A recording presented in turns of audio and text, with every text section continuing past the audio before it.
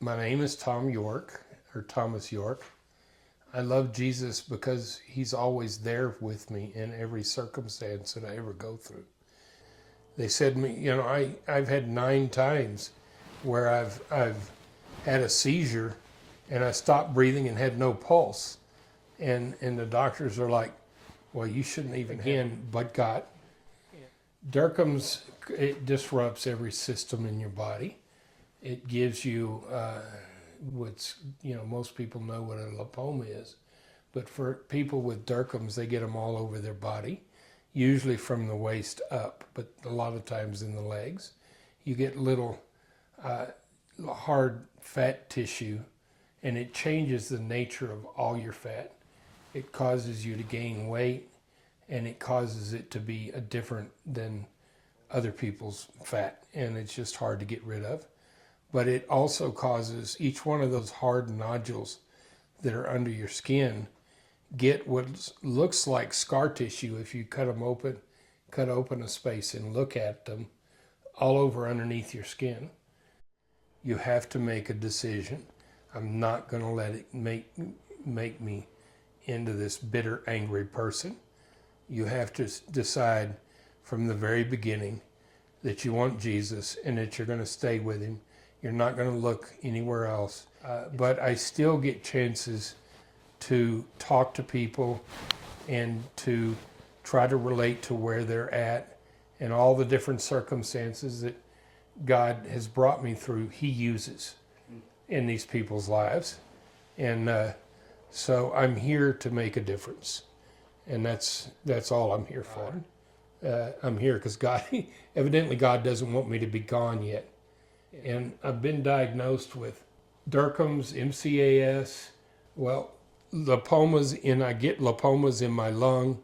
I get familial Mediterranean fever. I get diabetes, and I have some sort of epileptic issue that they can't figure out. When all this happened, I was skinny, and or at least I was at a good weight, and I was very active and going out in the woods all the time, doing at Morris Hill Church 7 days a week, being involved in everything, being at the junior college, doing nothing but what I enjoyed, and none of that exists anymore. Talk to me about how you came to even give your life to Jesus. Oh boy, that's another story. We gotta hear it. Okay, I was in my 30s, and I was at a point where I hated Christians. I was actually hanging out with a couple of strippers and a drug dealer. I wasn't doing drugs, but I was hanging out with these people. And woke up one morning on a floor in an apartment with a whole bunch of other people, and I'm like, this person's doing that with this person, and they're also here and they're there. And I'm like, I don't belong here. This is not where I'm supposed to be. And I was working at MCI as a network engineer, making plenty of money. Was hanging out with these people every evening. So the drug dealers that I was living with, I had a fight with the lady of the house, big burly lady that had really muscular arms, little bitty husband that couldn't make a decision for anything.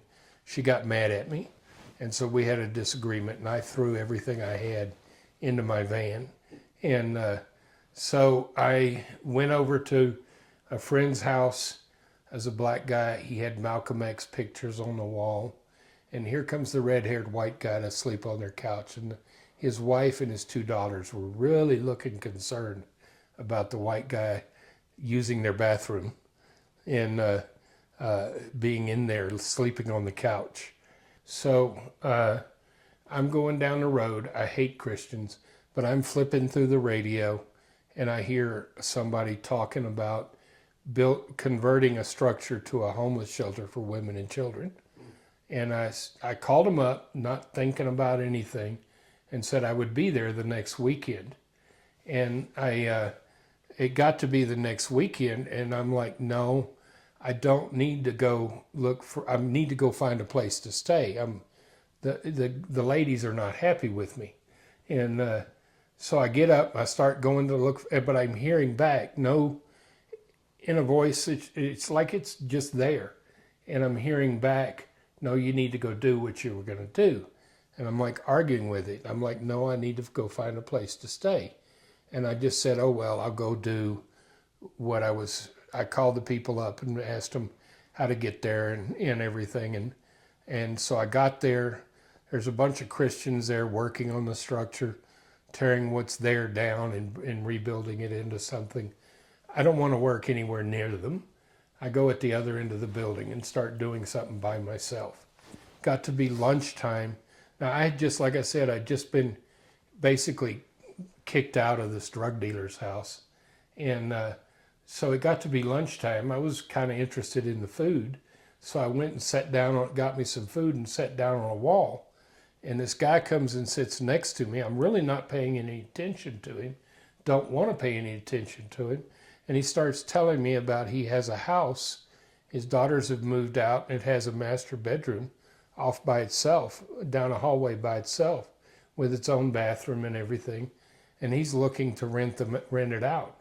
And so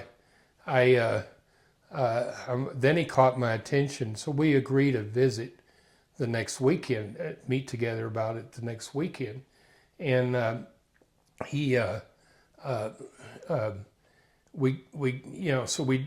rent the room from him for the exact same price that I was paying to live with the drug dealers. But he was going to a men's group with Gene Getz, the guy that wrote Measure of a Man.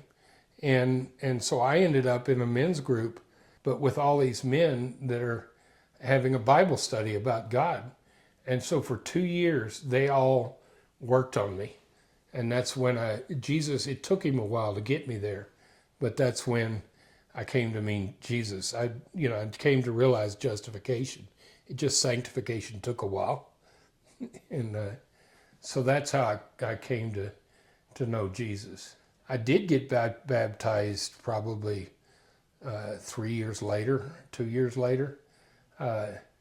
just because I felt like it was the right thing to do. But I was 35 years old, and ever since then, it's just been a process that I'm still walking through, and Jesus is again always through with me in every circumstance that I seem to get. It's a journey. It's been a journey. It's eventful and got a lot of different things in it, and God's always there. But I had sold a business and I was fine with it. I was just doing what I enjoyed. And I would go out in the mountains every week, and that's what I enjoyed. And so I had to change the community group I was going to, because the college wanted me to work a different schedule. And I went to this community group. I'd been there about a month. They kept telling us about this girl that was going to come there. She kept not showing up. And when she finally did show up, she was causing a ruckus between her and the community group leader's wife, laughing all the time. They still do that when they get to talking with each other. But I noticed her from the very beginning, but I didn't say anything to her. But I was having issues. I couldn't breathe. I was gaining a lot of weight. I went from 260 pounds to 530 pounds between January and June of 2013. And something was wrong that I couldn't breathe. And I thought also I had some kind of a heart problem. And I kept going to the doctors at the VA, at that VA. This VA is awesome. But I kept going to the doctors, and they kept telling me nothing was wrong with me. And the heart doctor finally told me he wasn't going to see me anymore. So I go back to Texas because I think I'm dying. And so October, I go to a men's group one night. I don't feel right. Next morning, I get up and I don't feel right, but I can't talk. My daughter and I decide for me to get in the car and go to Austin to see the VA doctor. The VA doctor looks at me, gets mad at me for driving there, sticks me in an ambulance, sends me to the hospital. And then the doctor there tells me, I don't know how you're alive. You have 6 blockages at 90, all equally 90%. So that means only my heart was only getting 10% of the blood supply for the muscle to function for at least 6 months. And I had a tumor of some strange, they didn't know what it was, in my left lung. And so they did the heart surgery immediately. When they were done with it, I felt like, boy, I can run and do cartwheels. And but I ended up having a problem with my leg because it was fluid pockets in it. It was getting really infected. And so I was in the hospital a little bit longer. While I'm in the hospital, I get an email from Lucy, says, I don't know how your life's been going, but God won't leave me alone about you. And so how are you doing? Well, I'm in the hospital. I just had heart surgery. I got a morphine pump in my hand. At the time, I had also told God, I'm done. I mean, like, whatever you want to do with me, fine. I'm like, I don't care about meeting a girl anymore. I had had 2 really bad relationships. And I'm like, I'm done. I'm not going to. And then all of a sudden, she comes in. And I had liked her, but not said anything about it because thought I was dying. Ended up staying in the hospital for a couple of months. I got tired of it, got in my car and drove away. And so we get to talking, and we're trying to communicate with me and living just outside of Austin and her living up here in Seattle. And it's not working very well. And so I finally decided I'm going to come see her. And so I get in my car, I tell her I'm going to be at the Deja Vu Copy Shop at Thursday afternoon at 7 o'clock. I got there 30 minutes early. It took me 4 days to get there. And so that's when we first met. A couple of years later, we got married. But I fell in love with her because I enjoy who she is. And she married me for who I am. And but a year after we got married, I ended up having problems with pneumonia over and over and over again because that tumor in my lung was collapsing it. And so they decided to operate on my lung. And when they did, all of a sudden my skin got better. And again, I was running down the street and people were trying to catch me. And I was getting pneumonia over and over and over again right before that. And so they take this tumor out of me and I get all of a sudden real better. Even my skin was, so that pulmonologist is like, says, oh, you're one of these people, those people. You need to go see this doctor in Tucson. So at the time, that was not something that the VA willingly did. And but he got together with about 8 other doctors and put Lucy and I on a plane. And they sent us, that was in 2017. Then they sent us back down there 8 more times. But she diagnosed me with Derkham's.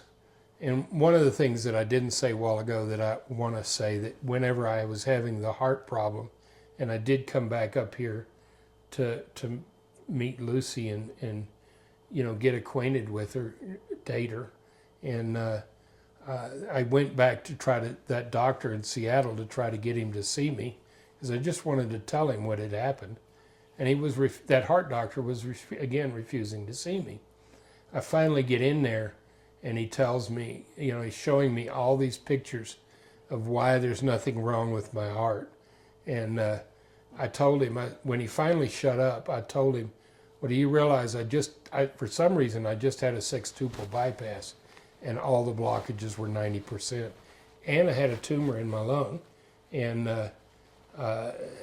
he's like, he gets all kind of, and he eventually tells me that sometimes when vessels are equally occluded, they're looking for contrast, and there is no contrast. And so they miss it. And I'm like, I don't care. I told you something was wrong, and you didn't believe me. And these other doctors did. And if they wouldn't have caught it, I would have. They already were asking me or telling me, you shouldn't be alive. And I'm like, well, God, but I know Jesus. And so it makes a huge difference. My life's a lot happier.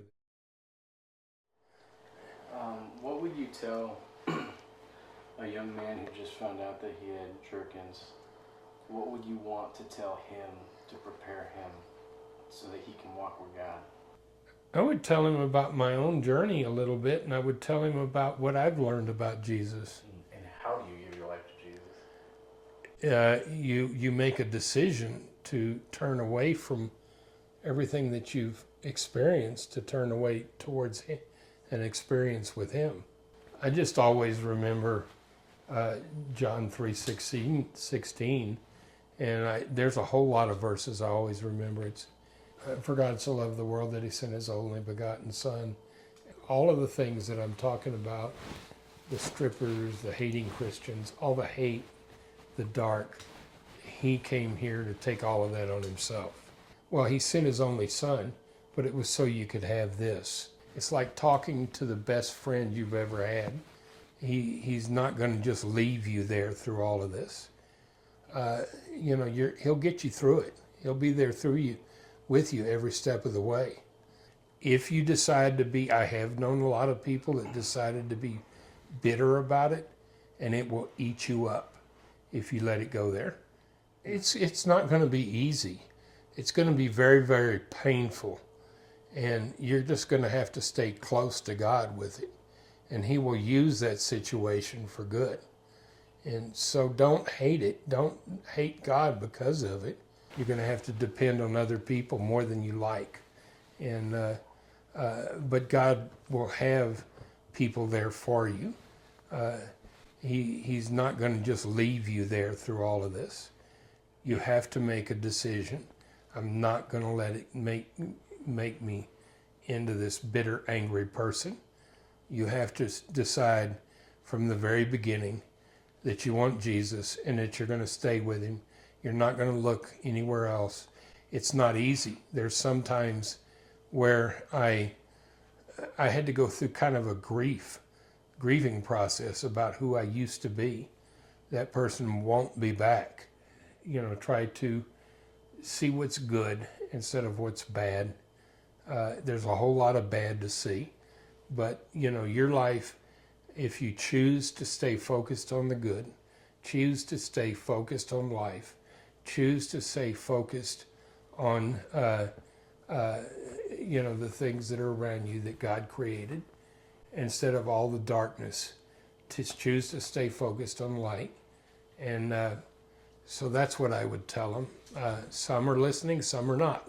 So, yeah. Now, Jesus is talking to us every single day, but when you get to see him face to face, what's the first thing you're going to ask him? First thing I'm going to ask him, I don't know that I am going to ask him. I'm just going to stand there and look at him wow. I can imagine it as, they call it Shekinah glory, just all kinds of colors. It's like talking to the best friend you've ever had. And that's what brings me peace.